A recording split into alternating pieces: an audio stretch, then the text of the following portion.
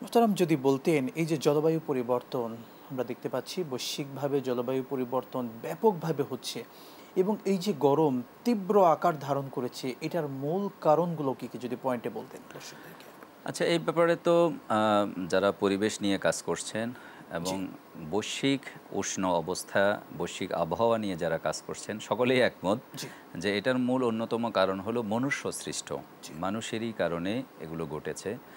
এই কথাটি আল্লাহ তাআলাও বলেছেন। আল্লাহ তাআলা বলছেন, জহরাল ফাসাদু ফিল বাররি ওয়াল বাহর বিমা কাসাবাত আইদিন নাস। জলে স্থলে আজকে বিপর্যয় কেন? এবং যখন আমাদের ঠান্ডা দরকার তখন গরম, যখন আমাদের গরম দরকার তখন কিন্তু অতি ঠান্ডা, জি। এবং শীতকালে শীত নেয় আর গরমকালে অতিমাত্রায় গরম। জি।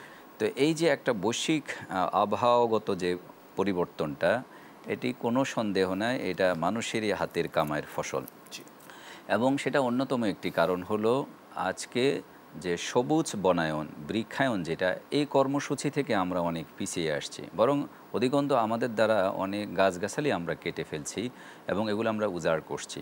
কিন্তু দেখুন, আমাদের ইসলাম আমাদেরকে এত চমৎকারভাবে উৎসাহিত করছে। আমাদের প্রিয় নবী সাল্লাল্লাহু আলাইহি ওয়াসাল্লাম বলছেন যে মা মিন মুসলিমিন ইয়াগুরিসু গরসান, যে কোনো মুসলিম যখনই কোনো একটি গাছ লাগাবে এবং কোনো একটি শস্য বীজ বপন করবে, এবং সেখান থেকে যখন কোনো মানুষ কিংবা অন্য কোনো প্রাণী, এমনকি চতুষ্পদ প্রাণী, এমনকি উদ্ভিদ, মানে যেই কোনো প্রাণী, সেটা ছোট হোক বড় হোক, এমনকি বন্য প্রাণী, যদি সেখান থেকে তারা বক্ষণ করে তাহলে ইল্লা লাহু সদাকা, সেটি সুবহানাল্লাহ। সদাকা হিসাবে গণ্য হবে। তাহলে এত চমৎকার ইসলামের শিক্ষা আমাদের জন্য আছে। দেখুন, প্রিয় নবী সাল্লাল্লাহু আলাইহি ওয়াসাল্লাম তিনি একবার সাহাবাই কেরামদের কাছ থেকে টেস্ট নিলেন।